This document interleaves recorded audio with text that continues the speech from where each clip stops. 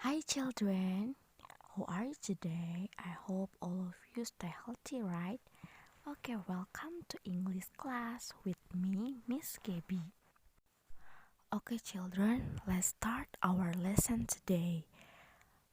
Oke, kita udah pernah belajar kan tentang simple past tense dulu bersama Miss Risti.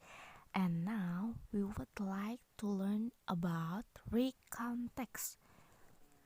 Pasti kalian bertanya-tanya, kenapa ya Miss verb 2 berhubungan dengan recontext? Oke, let's start. Jika kita artikan, menurut Google, recount itu menceritakan. And recontext is retell story from past.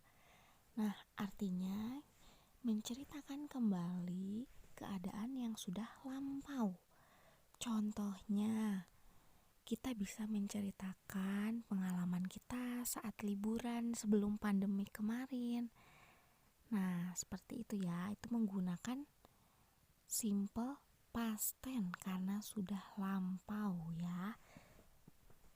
Kita menggunakan verb 2. Oke, ciri-ciri recontext. Yang pertama, memiliki judul yang merangkum teks tersebut. Contohnya, My Vacation on Flores. And the second one, yang kedua, menceritakan peristiwa yang sudah terjadi.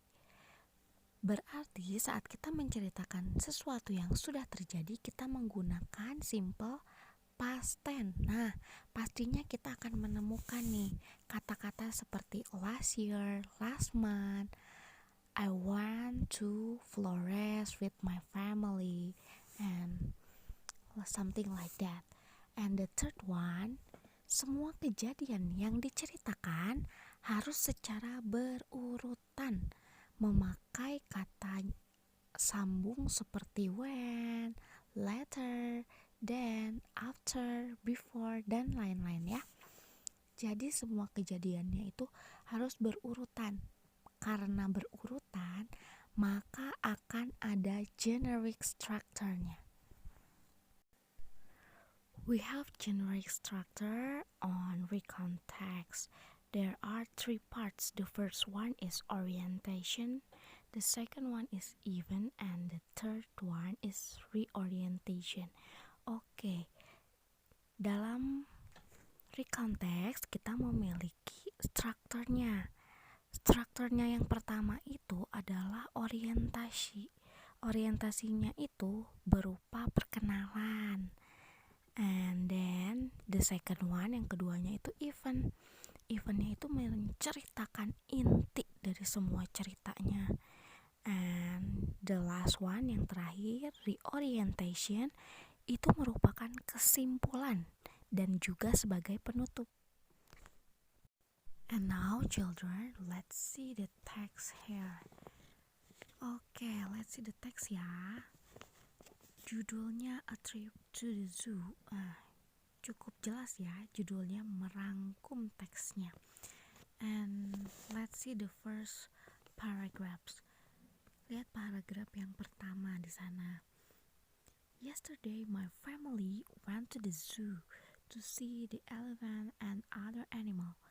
When we got to the zoo, we went to the shop to buy some food to give to the animals. Oke. Yang pertama itu merupakan orientasi ya. Orientasi yaitu pendahuluan, perkenalannya. Kita mau kemana? Kita mau ke zoo. Kita mau beli makanan, kita mau kasih makanan animal, mau feeding animal. And the next one, after getting the food, we went to the nocturnal house where we saw birds and reptiles which only come out at night. Before lunch, we went for a ride on the elephant. It was a thrill to ride.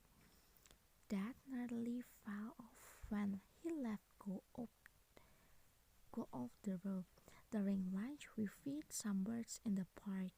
In the afternoon, we saw the animal being fed. Okay, children, remember when we met on the words when, after, before, later. Nah, ingat ya, kalau kita ketemu dengan kata-kata itu, berarti itu masuknya ke generic structure-nya yang event ya. Tadi orientationnya sudah, and after, before akan masuk generic structure-nya ke event karena di situ ada urutan ceritanya. Sesudah memberi makan, lalu mereka pergi kemana, lalu sebelumnya mereka makan siang di mana, memberi makan siang siapa, oke? Nah, dan yang terakhir, when we return home, we were tired but happy because we had so much fun. Nah, yang terakhir dikatakan mereka senang pergi ke kebun binatang. Oke, good. Nah, dan yang terakhir ini masuknya ke reorientation. Okay, children, that's for today. Remember 10 words for verb to. Children, ingat-ingat hafalkan 10 kata verb 2. Contoh, when. When itu dari mana? Verb satunya go, good. Seperti itu ya, 10 kata. Okay, that's all for today. Thank you. See you on next video.